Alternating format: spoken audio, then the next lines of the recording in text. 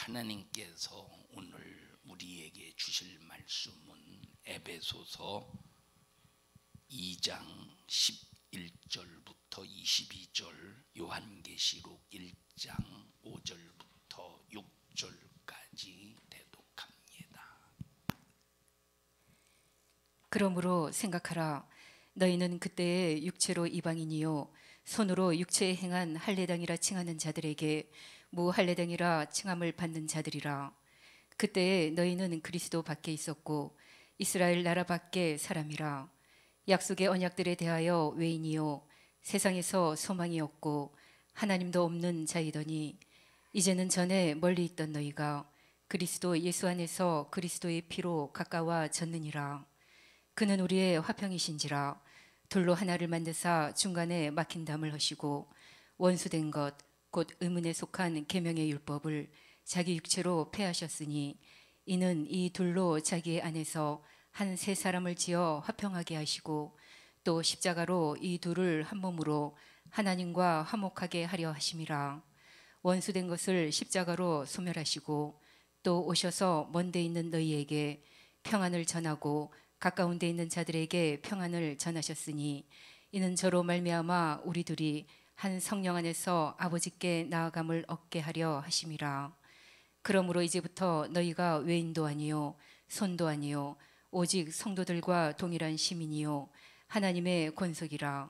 너희는 사도들과 선지자들의 터 위에 세우심을 입은 자라. 그리스도 예수께서 친히 모퉁이 돌이 되셨느니라. 그의 안에서 건물마다 서로 연결하여 주 안에서 성전이 되어가고 너희도 성령 안에서 하나님의 거하실 처소가 되기 위하여 예수 안에서 함께 지어져 가느니라. 또 충성된 증인으로 죽은 자들 가운데서 먼저 나시고 땅의 임금들의 머리가 되신 예수 그리스도로 말미암아 은혜와 평강이 너희에게 있기를 원하노라. 우리를 사랑하사 그의 피로 우리 죄에서 우리를 해방하시고 그 아버지 하나님을 위하여 우리를 나라와 제사장으로 삼으신 그에게 영광과 능력이 세세토록 있기를 원하노라. 아멘. 아멘. 주님의 이름으로 축복합니다. 오늘 말씀이 여러분에게 꼭 생명으로 축복으로 이루어지기를 바랍니다. 세상에서 아무리 유명한 사람이 대단한 말을 하고 명언을 남겨도 그 말은 우리에게 생명이 될 수 없습니다. 왜? 그 말은 죄인의 입에서 나오는 말이요 그 말은 책임져 줄 자가 없기 때문입니다. 그런데 하나님의 말씀은 살아계신 분이 하신 말씀이고 그 말씀 안에는 생명이 있고 치료가 있고 능력이 있고 그 말씀하시는 분이 반드시 책임져 주시기 때문에 오늘 여러분들이 말씀을 들을 때 꼭 신비에 새기기를 바라기를 주님의 이름으로 축원하며 이 말씀이 여러분에게 꼭 큰 재산이 되기를 주님의 이름으로 축원합니다. 이 세상에서 절대적인 말씀이 있다면 그 말씀은 성경 말씀입니다. 왜 성경 말씀이 절대적이냐? 하나님의 입에서 나온 말씀이시기 때문에 이 성경의 말씀은 변치 않는 말씀이요 이 성경의 말씀을 예언의 말씀이요 성취의 말씀이라고 하는데 이 예언의 말씀은 반드시 한치의 착오도 없이 성취될 말씀입니다. 자, 지금까지 성취되었고 앞으로도 성취될 말씀인데, 자, 이 성경에 약속하신 예언하신 이 말씀을 이루시는 일에 끝없이 방해하는 방해자가 있으니 그놈이 어떤 놈이냐? 마귀의 역사요, 사단의 역사요, 악한 귀신의 역사입니다.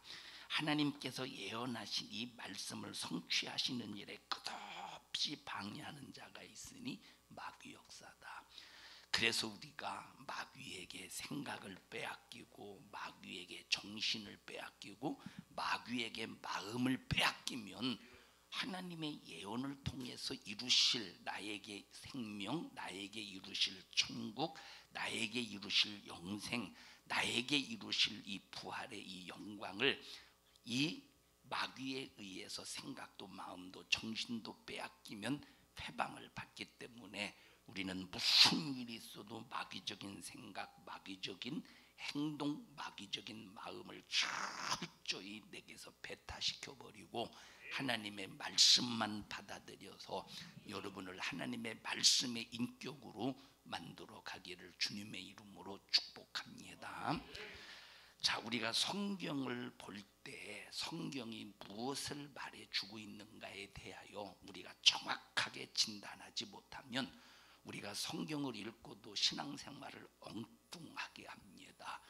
만약에 내가 어떤 사람에게 자, 당신은 서울 어느 곳에 가서 이 일을 하고 오십시오 하고 시켰는데 만약에 서울을 가지 아니하고 저 대전에 가서 엉뚱한 짓을 하면 이것은 시킨 자와 이 일을 준행하는 자와 이게 맞지가 않습니다. 다시는 그 사람에게 무슨 일을 시킬 수가 없다 이 말이에요.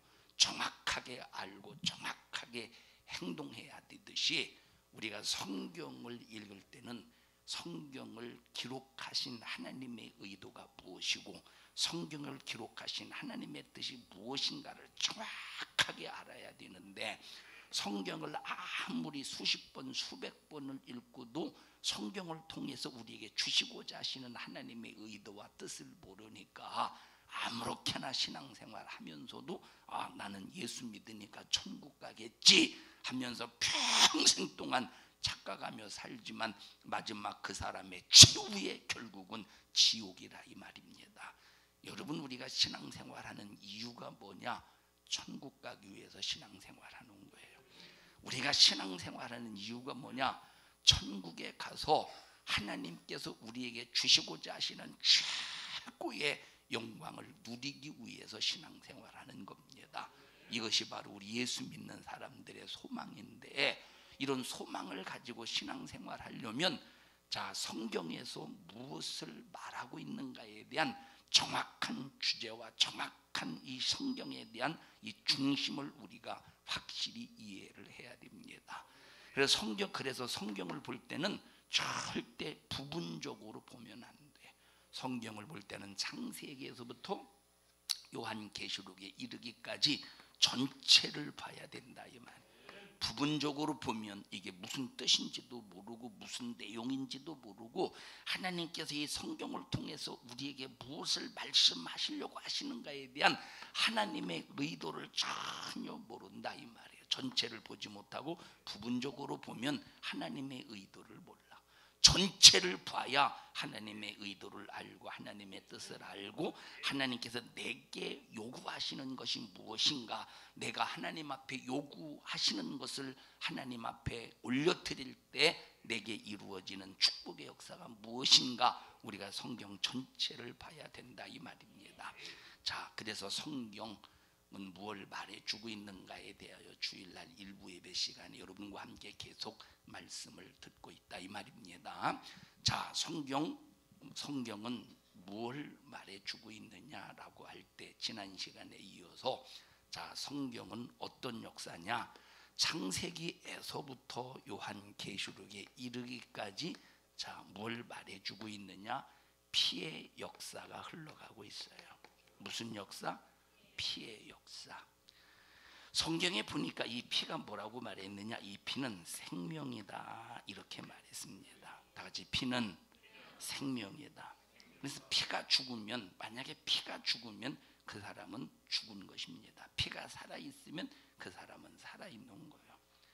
자, 그래서 이 성경에 이 창세기에서부터 요한계시록에 이르기까지 어떤 역사로 진행이 되느냐?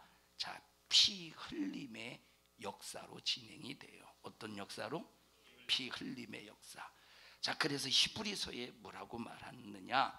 피 흘림이 없은즉 뭐가 없대? 죄를 사함이 없대. 반드시 죄를 사하려면 피 흘림이 있어야 되는데, 자, 그러면 이 피의 역사를 말할 때, 자, 피의 역사를 말할 때 우리가 알아야 되는 부분이 뭐냐면 아담이 죄를 범하는 순간 아담의 피 속에는 뭐가 흐릅니까? 아담의 피 속에는 죄로 인해서 사망의 피가 흐르는 거야. 죄값은 뭐예요? 사망이에요. 아담이 죄를 짓는 순간 아담의 피 속에는 영원히 멸망할 죄의 사망의 피가 흐른다 이 말이에요. 그러니까 아무리 이 아담이 하나님 앞에 선악과를 먹지 마라 하시니 말씀을 불순종하는 순간부터 아무리 착하게 살아도, 아무리 선하게 살아도, 아무리 윤리적으로 도덕적으로 반듯하게 살아도 이 피 속에 뭐가 흘러? 사망이 흐르는 거예요. 죄가 쏘는 게 뭐래요? 죄가 쏘는 것은 사망이래. 죄의 결과는 사망이래.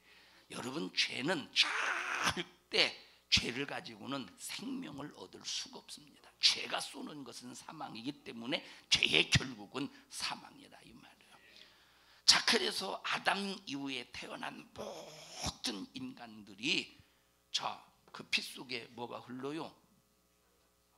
피 속에 죄로 인한 사망이 흐르기 때문에 죄인으로 태어나서 죄인으로 살다가 죄인으로 죽어서 영원한 지옥을 피할 수가 없다 이 말입니다. 자, 그래서 성경을 보면 예수님께서, 하나님께서 인간이 지옥 갈 것을 너무 불쌍히 여기시는 거, 이것을 긍휼합니다 이렇게 말해요. 자, 불쌍함과 긍휼함의 차이가 뭐냐면, 불쌍함과 긍휼함의 차이가 뭐냐? 성경에 긍휼히 여기는 자는 긍휼히 여김을 받을 것이다 이렇게 말했어요. 자, 불쌍하다, 이것은 내 안에서 감성적으로 일어나는 일입니다. 불쌍하기 때문에 울 수 있고, 불쌍하기 때문에 안타까워할 수 있고, 불쌍하기 때문에 막 안절부절할 수가 있습니다. 자, 그런데 아무리 불쌍하게 느껴져도 내가 저를 도와줄 힘이 없으면 못 도와줘. 그냥 불쌍히 여기기만 할 수 있는 거야. 그런데 이 긍휼이라고 하는 말은 불쌍함을 느끼는 더하기 바로 책임지는 뭐가 들어있느냐? 책임지는 사랑이 들어있다 이 말이에요. 그래서 긍휼함 속에는 반드시 불쌍하다, 안타깝다, 도와주고 싶다. 그래서 자기의 목숨을 내놓고서라도 사랑으로 그 사람의 불쌍한 문제를 해결해 주는 것이 뭐다? 긍휼함이야.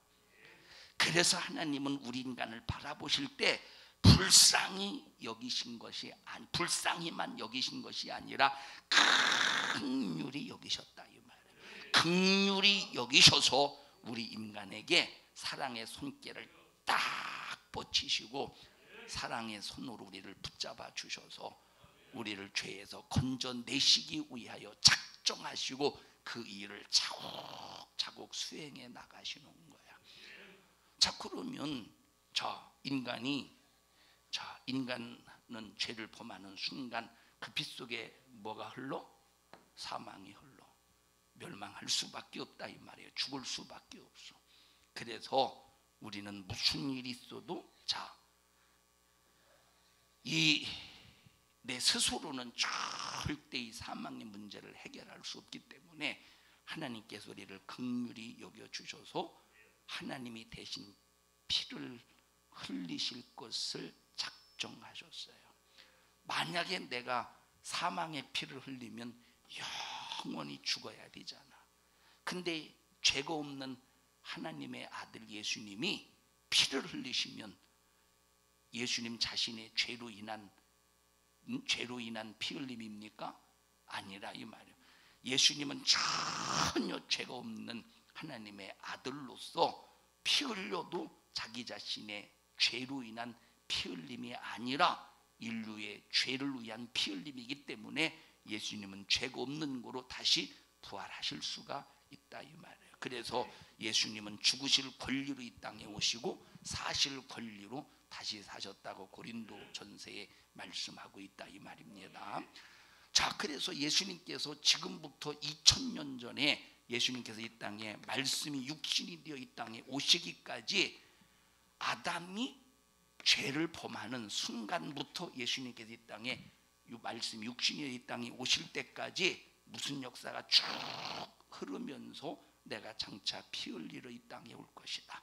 내가 장차 피 흘리러 이 땅에 올 것이다. 그 피가 어떤 피냐? 너희들이 죄값인 사망으로 흘려서 영원히 지옥 가야 될 그 피를 내가 대신 흘려줄게.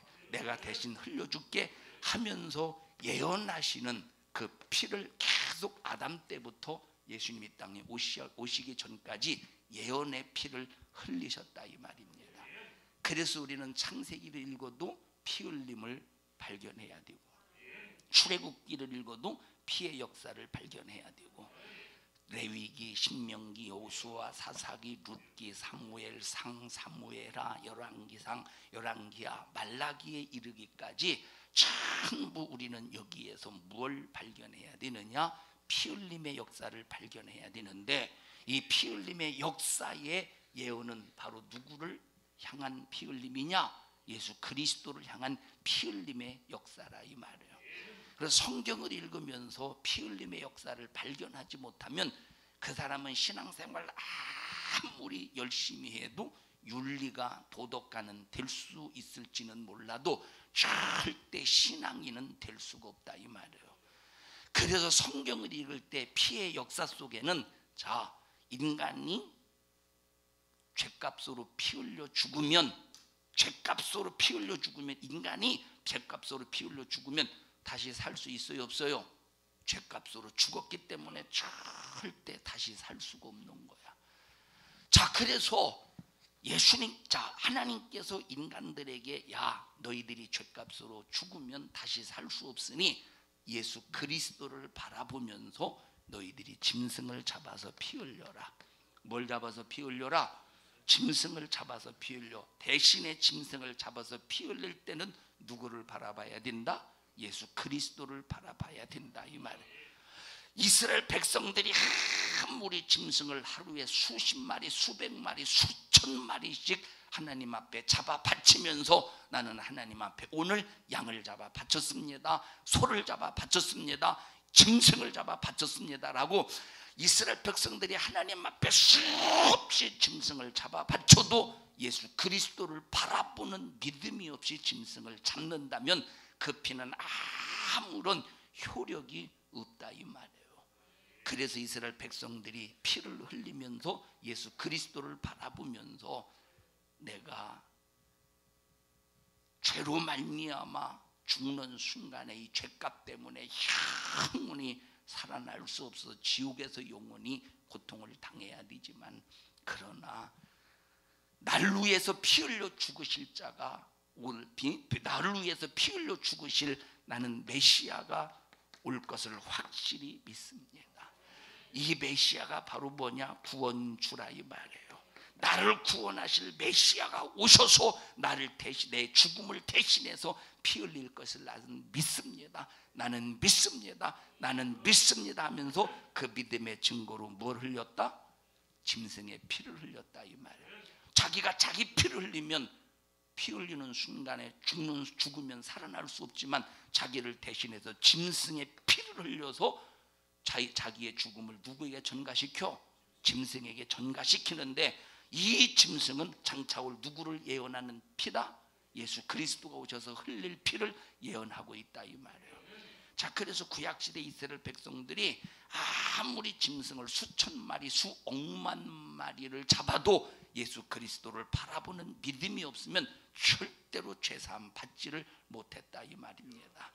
자, 아담이 하나님이 먹지 말라는 선악과를 따먹고 사망이 이르렀습니다.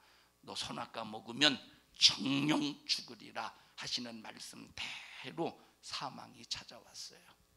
그래서 하나님께서 아담을 위해서 긍휼히 여겨주셔서 아담을 위해서 뭘 잡으셨느냐? 아담을 위해서 뭘 잡으셨어요? 짐승을 잡았다 이 말이에요. 짐승을 잡아서 가죽옷을 아담에게 해 입히는 순간에, 자, 아담은 하나님께서 아담에게 이 짐승의 가죽을 해 입히는 이 증거가 뭐냐?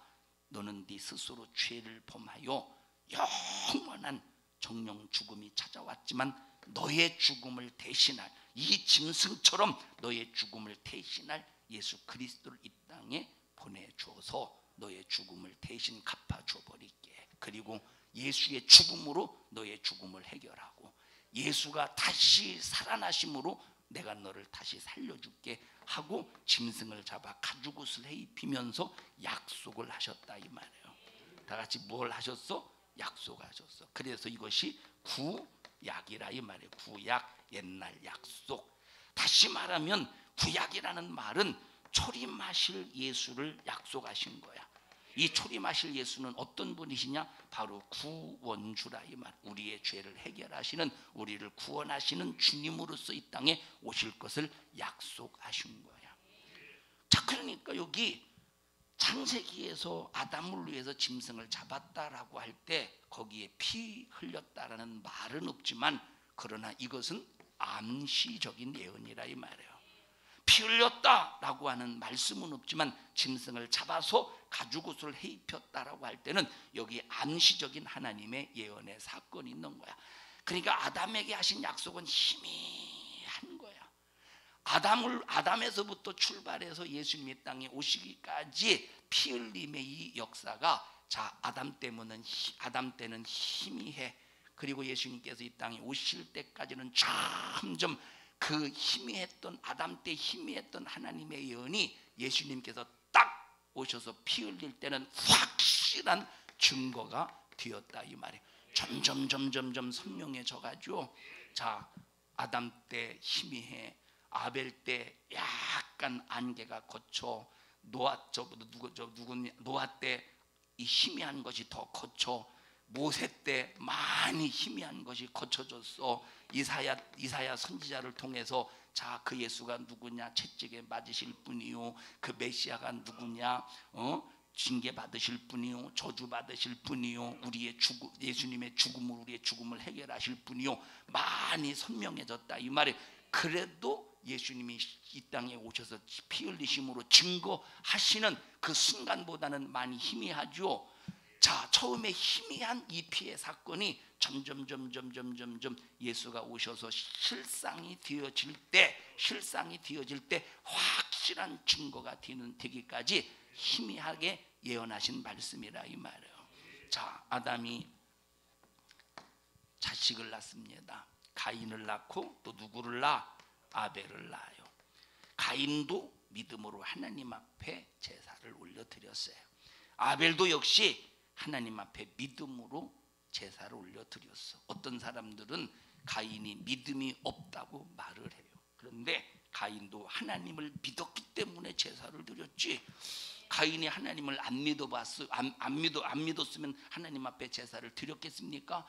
역시 가인도 하나님을 믿었기 때문에 가을에 오곡백과 풍성한 가을의 작품을 하나님 앞에 제물로 드렸다 이 말이에요. 가을의 작품을 하나님 앞에 제물로 드릴 때 하나님을 인식하고 드렸기 때문에 얼마나 좋은 것으로 드렸겠습니까? 얼마나 정말로 아름다운 열매로 하나님 앞에 드렸겠느냐 이 말에, 하나님을 인식했으니까 제사를 드렸지, 하나님을 인식하지 않았어봐 제사를 드렸겠는가? 역시 아벨도 하나님을 인식하고 제사를 드렸다 이 말이에요. 자, 그런데 가인은 하나님 앞에 제사를 드릴 때 하나님께서 가인의 제사를 보시고 가인과 뭐를 연락하지 않았대? 가인과 그 제물을 연락하지 않았대. 아벨이 하나님 앞에 제사를 드릴 때는 아벨과 그 제물을 하나님이 받으셨다 이 말이에요. 가인도 믿음으로 제사를 드리고 아벨도 믿음으로 제사를 드렸는데 왜 가인은 하나님 앞에 제사가 상달되지 못했고 아벨은 제사가 상달되었는가 라고 할 때 뭘 바라보지 못했느냐? 예수 그리스도의 피 흘리심을 바라보지 못했다 이 말이에요. 피 흘림이 없은즉 사함이 없느니라. 뭘 바라보지 못했느냐? 장차 오실 예수 그리스도의 피 흘리심을 바라보지 못한 거야. 그래서 반드시, 자, 번제에는 여러분 보세요. 이 하나님께서 아담을 위해서 짐승을 잡으신 것은 말로는 번제라고 하는 단어는 없습니다. 여기 또 아벨이 하나님 앞에 제사를 올려드릴 때 양의 피를 흘려서 제사를 올려드릴 때 번제라는 단어가 없어요. 그런데 그 모든 제사가 어떤 제사냐? 번제였다 이 말이에요. 여러분, 자, 노아가 방주에서 내려오는 순간 하나님 앞에 뭘 드렸다고 나오느냐? 번제를 드렸다고 나와. 아브라함이 하나님 앞에 짐승을 잡아 피 흘려 제사를 드릴 때 뭘 드렸다고 나와요? 번제를 드렸다고 나와. 하나님께서 모세를 통해서 이스라엘 백성들에게 5대 제사를 명령했어요. 번제, 소제, 화목제, 속죄제, 속건제, 이 5대 제사를 명령했는데 그 5대 제사 중에서 가장 기본적이고 대표적인 제사가 어떤 제사입니까? 번제라 이 말입니다. 그럼 도대체 이 번제는 뭐냐? 번제는 첫째 하나님의 희생을 말해. 어떤 희생? 이 번제는 하나님이 희생하실 것을 예언하는 제사가 번제라 이 말이에요. 그럼 하나님의 희생이 뭐냐? 자, 양을 잡으면서 피 흘릴 때, 가죽을 벗기면서 피 흘릴 때, 목을 따서 피 흘릴 때, 배를 갈라서 내장을 끄집어 내면서 피 흘릴 때, 이것은 누구의 피 흘림이냐? 장차 인간의 죄를 대신 짊어지고 피 흘려 죽으실 하나님 아들의 희생의 피를 예언하고 있다 이 말이에요. 그러니까 보세요. 아벨이나 가인도 하나님 앞에 제사를 드릴 때는 반드시 하나님의 희생에 대한 예언의 믿음을 가지고 제사를 드려야 되는 거야. 그 제사가 어떤 제사야? 번제라 이 말이에요. 번제 속에는 하나님의 희생을 약속하는 거야. 그러니까 아담을 위해서 하나님 앞에 드려진, 아담을 위해서 하나님께서 잡은 이 짐승은 하나님께서 직접 번제로 짐승을 잡아서 아담을 위해서 가죽옷을 해입혔다 이 말이에요. 이렇게 짐승이 죽듯 내가 너를 위해서 죽을 거야. 이렇게 짐승이 피 흘려서 너의 부끄러운 부분을 가죽으로 가리우듯이 내가 직접 피 흘려서 너의 죄 문제를 해결해 줄 거야 하면서 하나님이 자신이 직접 이 아담을 위해서 번제를, 하나님께서 이 번제를 직접 드리셨다 이 말이에요. 자, 그런 예언을 계속 아벨이 바통을 이어받아서 하나님 앞에 번제로 드렸으니 아벨도 받으시고 그 제물도 받으셨던 거예요. 그런데 가인에게는 피 흘림이 없다 이 말이에요. 어떤 사람들은 그래요. 자, 가인이 피 흘리지 않아서 안 받으신 것이 아니다라고 그렇게 설교하시는 분도 있습니다. 그런데 창세기에서부터 요한계시록에 이르기까지 성경은 뭘 말해주고 있느냐? 성경이 흘러가는 역사를 알면 바로 여기서는 피의 제사가 있느냐 없느냐가 대단히 중요한 것이요, 이 번제가 뭘 말해주고 있느냐, 이건 대단히 중요한 의미를 가지고 있는데, 번제는 이스라엘 백성들이 번제를 하면서 하나님 앞에 번제의 제사를 드리면서 짐승을 잡으면서 앞으로 예수님께서 우리 인류를 위해서 희생하실 것을 약속해 주셨다. 당신이 직접 피 흘리셔서 인류를 위해서 제물 드실 것을 약속해 주셨다. 그러면서 하나님의 희생을 요구하는 제사가 번제라 이 말이에요. 그러면 하나님만 희생하면 됩니까? 번제 속에는 하나님의 희생만 있는 게 아니라 하나님의 희생을 통해서 내가 구원받으니 나도 주를 위해서 희생하며 살겠습니다. 하나님의 영광을 위해서 희생하며 살겠습니다. 나도 하나님의 뜻을 위해서 희생하며 살겠습니다 라고 하는 고백에 뭐가 들어있어? 이 고백이 어떤 제사야? 번제의 제사야. 그래서 하나님의 희생과 나의 희생의 고백으로 짐승을 잡아서 피 흘려서 드리는 것이 번제인데, 이런 번제를 확실한 목적을 가지고 하나님 앞에 드릴 때 아벨도 받으시고 그 제물도 받으신다 이 말이에요. 이런 고백이 없는 어떤 제사도 하나님은 받지 않으신대. 이스라엘 백성들이 이사야 시대에 하나님께서 이사야 선지자를 통해서 책망하지 않습니까? 왜 책망합니까? 이 고백이 없었던 거야. 하나님 앞에 제사를 올려드릴 때, 하나님 앞에 번제를 올려드릴 때 첫째 하나님의 희생에 대한 고백이 없어요. 두 번째 자기에 대한 희생의 고백이 없어. 그러니까 그들이 드리는 이 제사가 우상에게 바치는 제사, 돼지목을 꺾는 제사, 이런 여러분 우상이 여러분 벌써 이것이 살인하는 제사와 똑같다고 하나님 이사야 선지자를 통해서 백성들을 책망하지 않습니까? 읽어보십시다. 이사야서 66장 3절입니다. 이사야서 66장 3절 한번 읽어보십시다.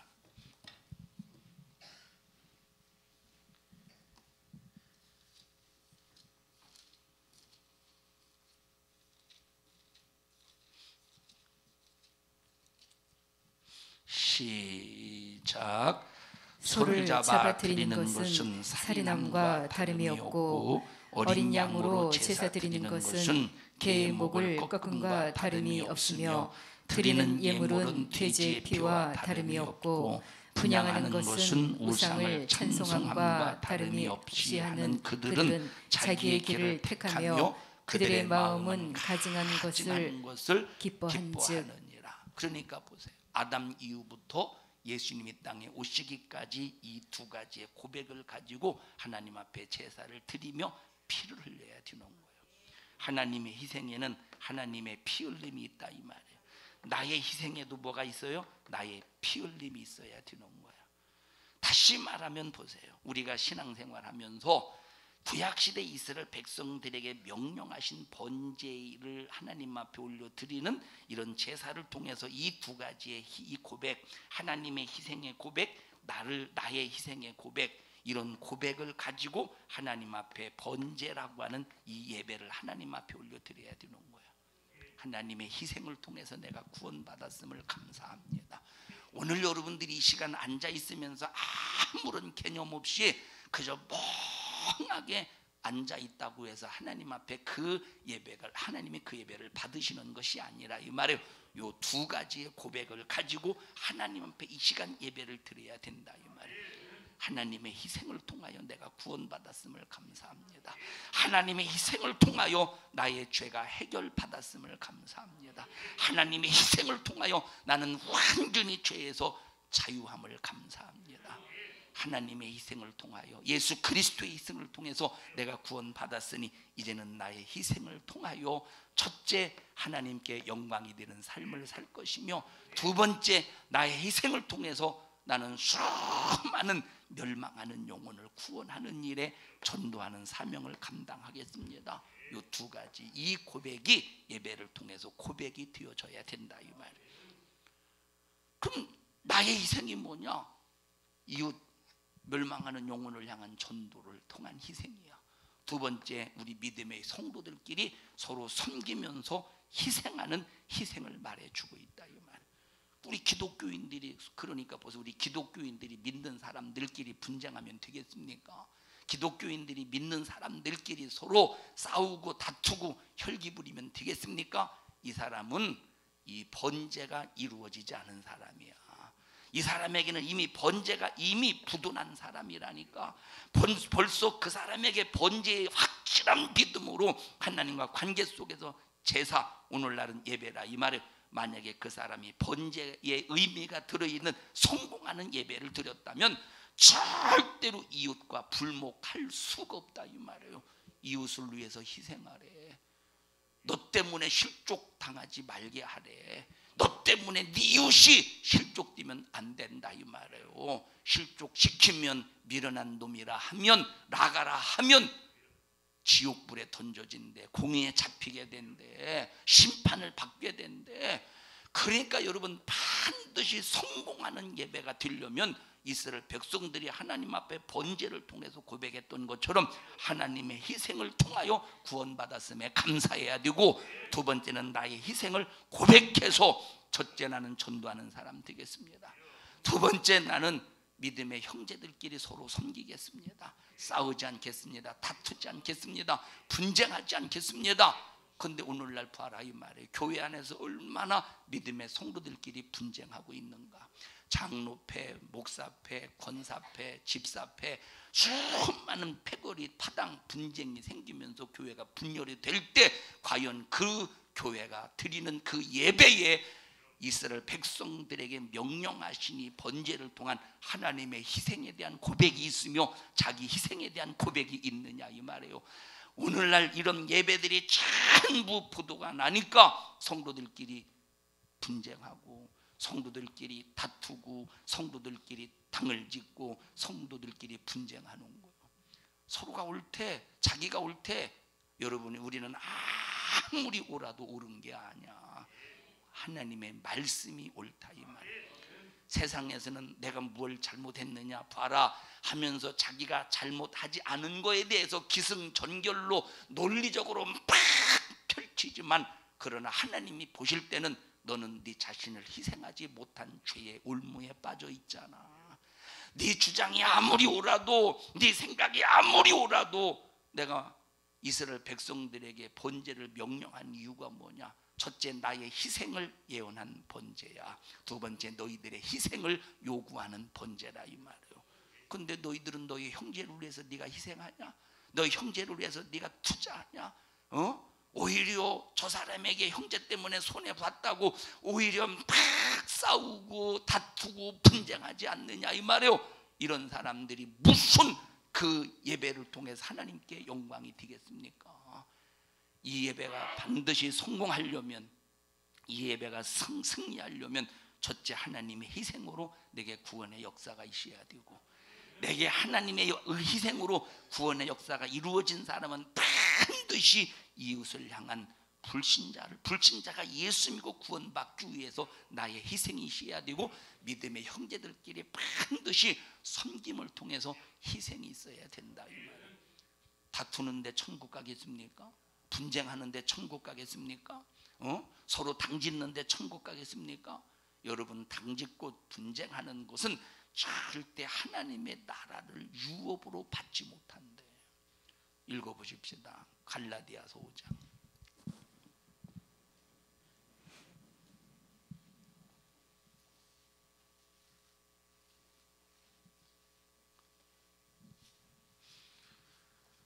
갈라디아서 5장 19절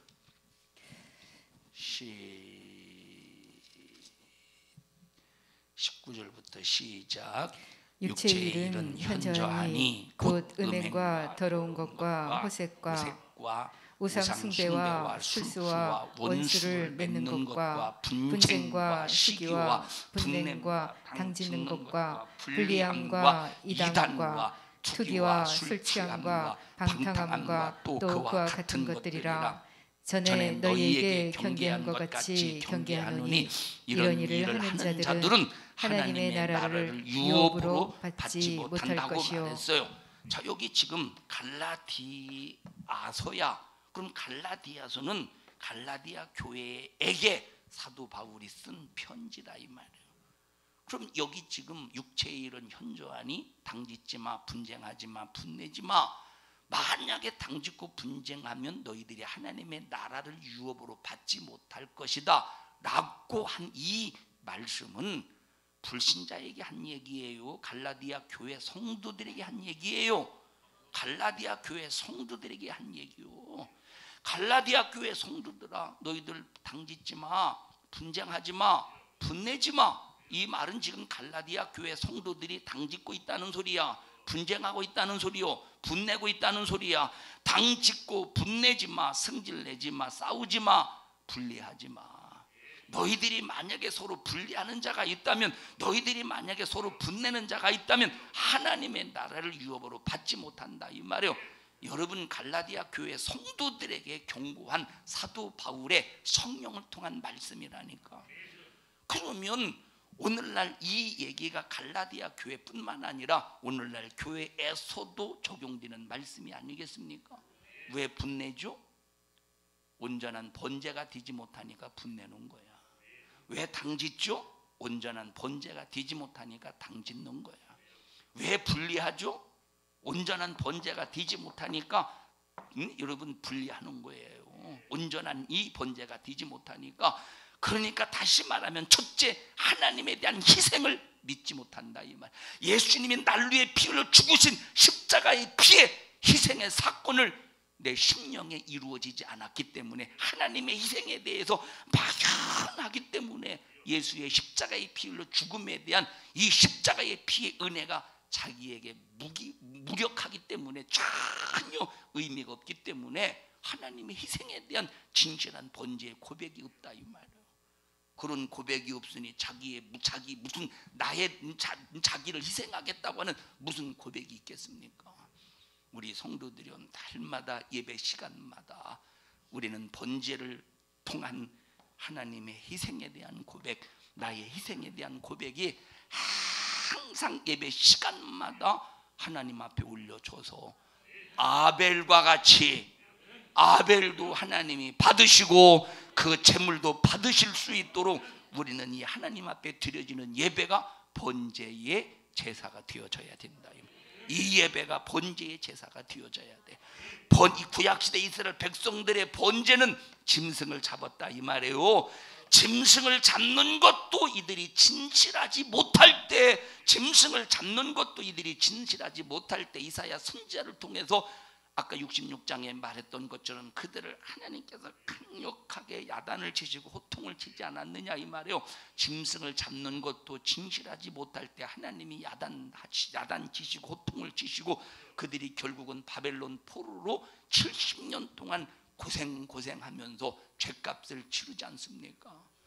짐승을 잡는 것도 이런 진실한 고백이 없을 때 하나님의 심판을 받아서 70년 동안 죄값을 치르는데, 이 예배는 짐승의 피를 흘림이 아닌 예수의 피 흘림 속에서 이루어지는 예배라 이 말이에요. 예수님이 직접 피 흘리셔서 희생하시고 그 희생을 통해서 우리의 구원이 이루어졌고, 구원이 이루어진 사람들에게 예배에 초청하셔서 예배에 초대하셔서 이제는 너희들의 희생을 고백해라.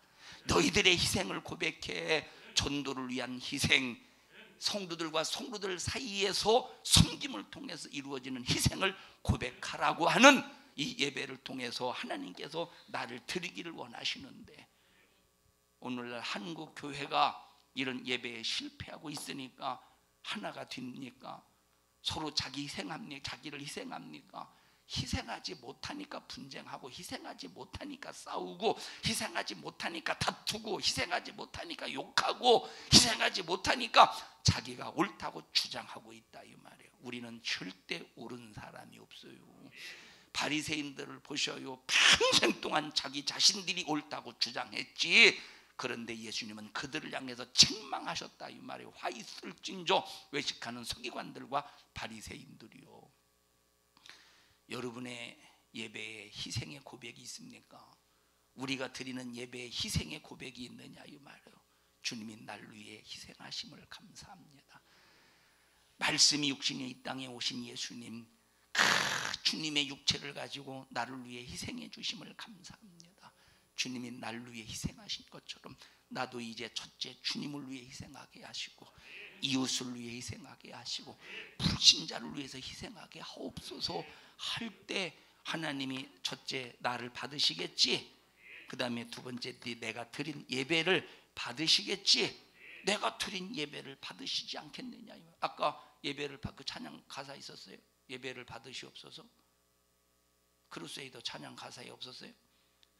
있었죠. 자기가 불러놓고도 몰라. 예배를 받으시옵소서. 아무리 예배를 받아달라고 목청을 찢어가면서 불러봐라 이 말이에요. 하나님의 희생의 고백이 없이, 자기 희생의 고백이 없이 아무리 찬양을 한들 하나님이 받으시겠는가? 반드시 예배에는 뭐가 있어야 되느냐? 희생의 고백이 있어야 첫째 아벨을 받으시듯이 하나님 아벨을 받으시듯이 나를 받으셔. 두 번째 뭘 받으셔? 그 제사를 받으시듯이 예배를 받으신다. 하나님이 예배를 드리라는 이유가 뭡니까? 하나님이 예배를 드리라는 이유가 뭐야? 예배하는 자들은 신령과 진정으로 예배할 때가 오나니 곧 이때라. 신령과 진정으로 예배를 드리라는 말은 희생하라 이 말. 내가 너희를 위해 희생했듯이 너도 희생해. 진실함으로 희생을 고백해. 이렇게 신령과 진정으로 예배를 드리는 사람을 하나님이 찾으신대. 왜 찾겠어? 하나님이 신령과 진정으로 드리는 예배자들을 찾으시는 이유가 뭐겠느냐 이 말이에요. 우리 인간은 문제투성이잖아. 우리 인간은 죽음 사망투성이잖아요. 하나님께서 찾으셔서 예배하는 자를 찾으셔서 문제를 해결해 주시겠다는 거예요. 하나님 예배하는 자를 찾으셔서 질병의 문제 해결해 주시겠다는 거예요. 저주의 문제 해결해 주셨다는 걸, 죄의 문제 해결해 주시겠다 이 말이에요. 그래서 예배에 성공하는 사람들이 예배를 드리다가 말씀을 듣다가 질병이 치료받네, 말씀을 듣다가 저주가 떠나가네, 말씀을 듣다가 두려운 문제가 해결받네. 이것이 바로 예배의 성공자의 축복이라 이 말이에요. 벌써 창세기에서부터 요한계시록에 이르기까지 이 흐르는 예수의 피의 역사를 모르고 인정하지 않고 예배를 드리니까 그 예배에 아무런 생명이 없는 거예요. 그래서 요한계시록 12장에 어린 양의 피를 노래하는 자가 이기더라. 읽어보십시다. 요한계시록 12장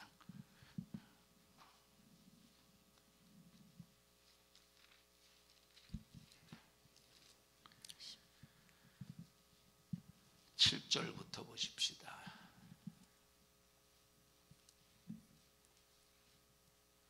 시작. 하늘에 전쟁이 있으니 미가엘과 그의 사자들이 용으로 더불어 싸울세. 용과 그의 사자들도 싸우나 이기지 못하여 다시 하늘에서 저희의 있을 곳을 얻지 못한지라. 큰 용이 내어 쫓기니 옛뱀 곧 마귀라고도 하고 사단이라고도 하는 온 천하를 꿰는 자라. 땅으로 내어 쫓기니 그의 사자들도 저와 함께 내어 쫓기니라. 내가 또 들으니 하늘에 큰 음성이 있어 가로되 이제 우리 하나님의 구원과 능력과 나라와 또 그의 그리스도의 권세가 이루었으니 우리 형제들을 참수하던 자 곧 우리 하나님 앞에서 밤낮 참수하던 자가 쫓겨났고 또 여러 형제가 어린 양의 피와 자기의 증거하는 말을 인하여 저를 이기었으니. 어린 양 예수의 피를 증거하는 자, 어린 양 예수의 피를 노래하는 자가 이긴다 이 말이에요. 그럼 어린 양 예수의 피를 노래할 때 아무 생각 없이 노래한다면 이기겠습니까? 아무 생각 없이 증거하면 이기겠습니까? 어린 양의 피에는 하나님의 아들의 희생이 있다 이 말이에요. 이 희생 속에는, 이 희생은 고난을 말해, 이 희생은 죽음을 말해. 그래서 고난을 각오한 희생, 이 죽음을 각오한 희생을 통하여 예수님께서 우리를 위해서 피 흘려 죽으셨다 이 말이에요. 그럼 나도 희생을 고백할 때 고난을 각오한 희생을 고백해야 되고, 죽음을 각오한 이 고백을 가지고 하나님 앞에 나아갈 수 있어야 되는 거예요. 자, 그러면 보세요. 그래서 장차 올 영광을, 자, 장차 올 영광과 비교할 수 없는 큰 앞으로의 부활의 영광은 반드시 무엇을 지불해야 된대? 고난을 지불해야 된대. 다시 말하면 희생을 지불해야 된대. 다시 말하면 희생이 없는 영광은 없다 이 말이에요.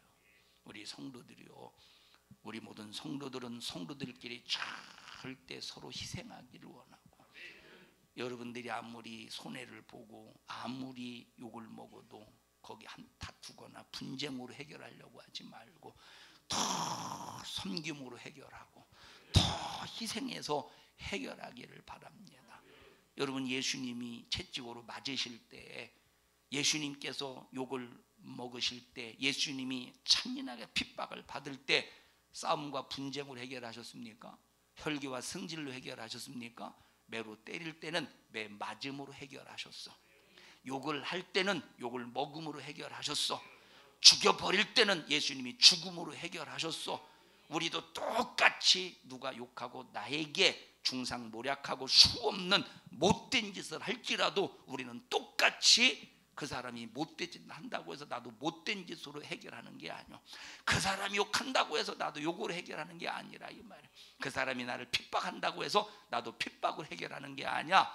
욕을 하면 욕을 먹으면서 그냥 가만히 내가 나의 일만 하면 돼, 주의 일만 하면 돼. 그리고 하나님 앞에 딱 맡기면 하나님이 해결해 주신다 이 말.